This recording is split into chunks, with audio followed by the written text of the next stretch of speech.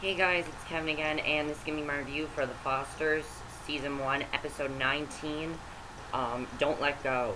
And I love this episode, guys. I really loved it because the reason I love this episode so much was because we finally got to meet Calie and Jude's father, and we got to see more about him, learn more about him, learn the type of person he is. And we basically saw that he kind of, he knows he's a bad person, and I also love the episode because we got some really big stuff in this episode. I'm really looking forward to seeing where it's going to go. So, let's just get to this episode because I absolutely loved it. Was it my favorite of the season? No, I don't think it was as good as the earlier episodes of the season. However, it still was a fantastic episode. So the episode picks off right where the last one left off, with Calie standing on her father's doorstep, and her father is pretty much speechless at this point.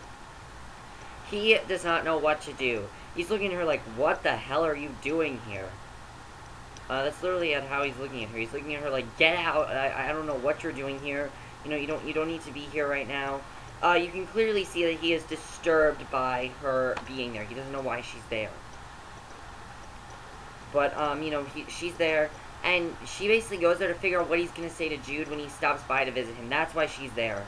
And her dad, he basically says that he's going to say that he wanted to wait and see and communicate with everyone when he was stable and was prepared to get them back. That's what he tells her.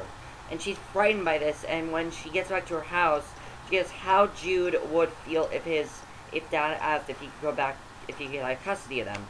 And Jude responds by saying, I don't know, he is our dad. And this makes Calie very nervous that one of them, or even both of them, could get hurt by having contact with their father. So she's very worried this whole episode about what to do with this whole situation. She doesn't know, what she should do, if she should do it or not. She's really not sure. She doesn't know. Meanwhile, Brandon's still living with Mike and his, and Mike's girlfriends, and he's persuaded to get back to playing the piano because he is extremely, gifted musically, so that was great to see. I did like seeing that. That was a nice little, side thing. Really, Brandon didn't have a lot to do in the episode. It was more Calie and Jude. Jude says that he doesn't want to see his father after all, but everyone convinced him that he might regret it later. He said he would go to if Calie goes to, and she does agree to go. And later, Brandon and Calie are talking on the beach about her father, and they get into an argument about why she still cares about her father, why she still gives a shit about her father, and you can see that they're not exactly happy about this. And that's basically what's happening there. And by the way, Brandon also told Mike's girlfriend that he's not going to be staying there for that much longer. He's ready to go back to the foster. If you remember, the whole reason he left was because of him not really being able to live with Calie because he still had feelings for her. Now he's completely over her, so now he can live with them, and he can live with them now, which it's kind of sad, honestly, but it is also, I like where it's going. I do enjoy that. That is something I liked in the episode. So after this happens, it seems like they're not in a relationship anymore. They still have strong feelings for one another.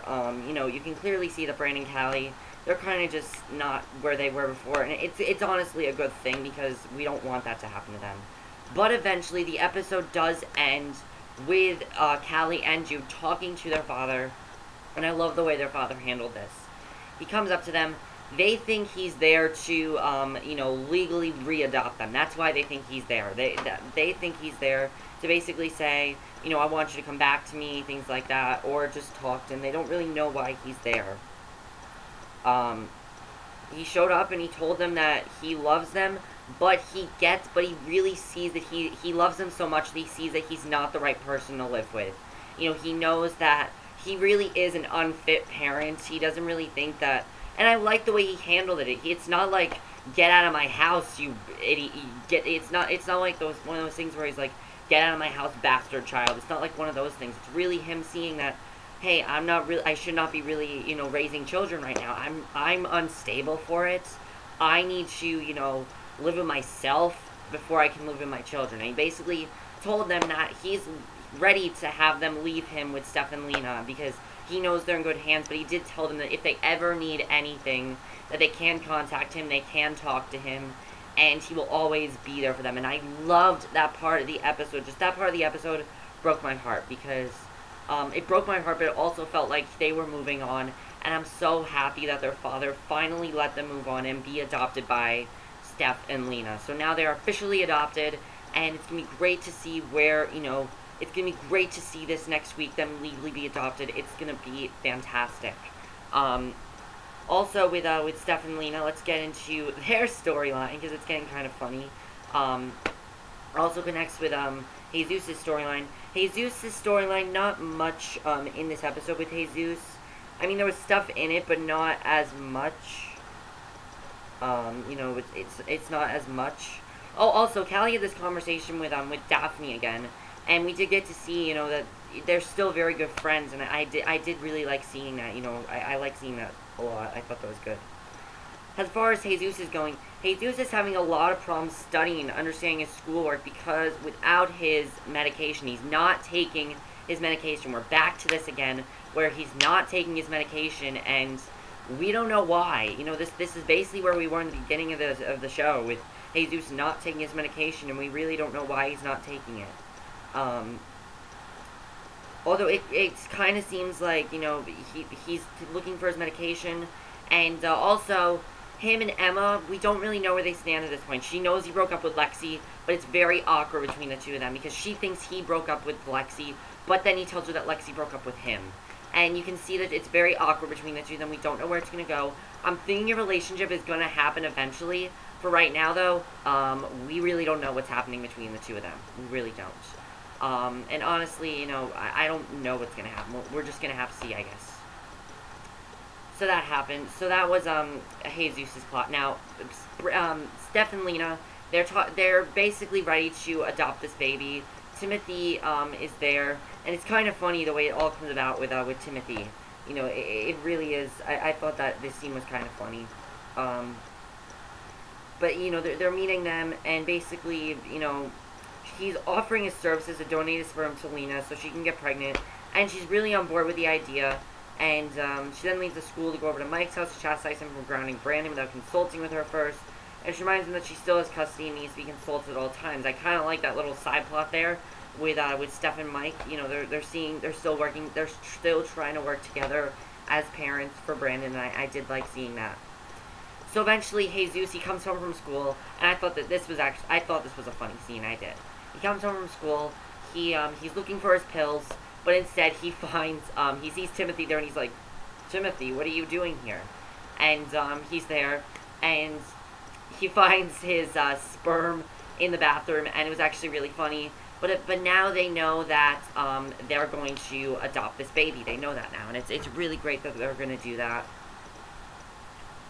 It's really great that they're going to go and adopt this baby, because it just is really great. It's really sweet that they finally told them.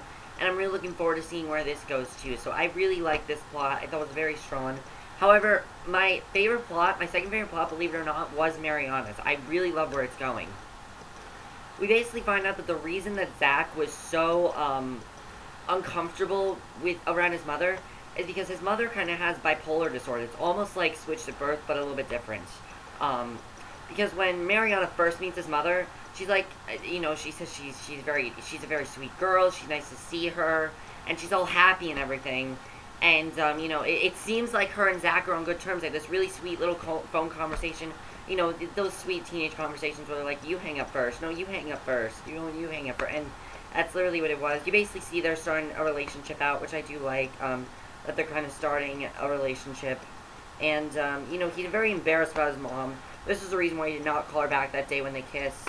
And that's you know, he's very ashamed of her.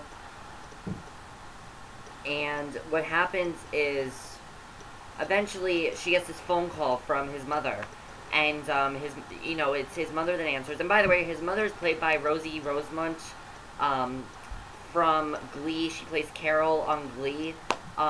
Very different role for her, but I like that, you know, she has a different role because it's not really something we're used to seeing her that way. We're used to seeing her more as this tender, loving figure. and she's not really like that. But what ends up happening is she's confronted by her, and she basically says, "Get the hell away from my child. I don't care what you are doing. I know what you are doing. You're a whore. You need to get away from my child." And that's it. So his mother kind of has bipolar disorder and thing or something like that. She's mentally unstable. She was nice to Mariana, and then she's not nice. So clearly this is not good. I'm hoping this doesn't affect Zach and Mariana's relationship, because I kind of do like them together, and I'm hoping they do start something. But I'm just interested in seeing where this is going to go, because it's not going to end well, definitely. It's not going to end well, I don't think. And that was basically the episode, and it was a very strong episode for the show. Each plot was very strong. I like that we're starting to see, you know, I like that we saw Calie and Brandon's dad kind of realize he needs to move on from them. I like seeing that. I like seeing Brandon saying he needs to move on from Mike's apartment and go back to live with the Fosters. I like that Calie and Jude are now legally adopted, you know, are legally adopted. I liked that. I also really thought that Jesus' thing is interesting. I'm wondering why he's not taking his pills. And I'm also wondering where him and Emma stand. It seems like Emma is just kind of like, I don't know, you know, she's kind of like, well, on one hand, I should maybe be with him, but on the other hand, he might not be over Lexi. You know, it's very awkward between the two of them, as I said. Also, what's going to happen with Mariana and Zach, I'm very interested in seeing where that's going to go. And I think it's just going to be another really great episode. I think next week is a finale. I'm not entirely sure. Correct me if I'm wrong, but I think next week is a finale. But that's it for my review. I hope you enjoyed it. Again, really strong episode. Maybe my favorite episode of the season. Even though I said last week's was my favorite of the season, I think this week's might be my favorite as well. That's it for my review. I hope you enjoyed, and I will see you guys in my next video, which will be my review for Bates Motel. So, see you then. Bye.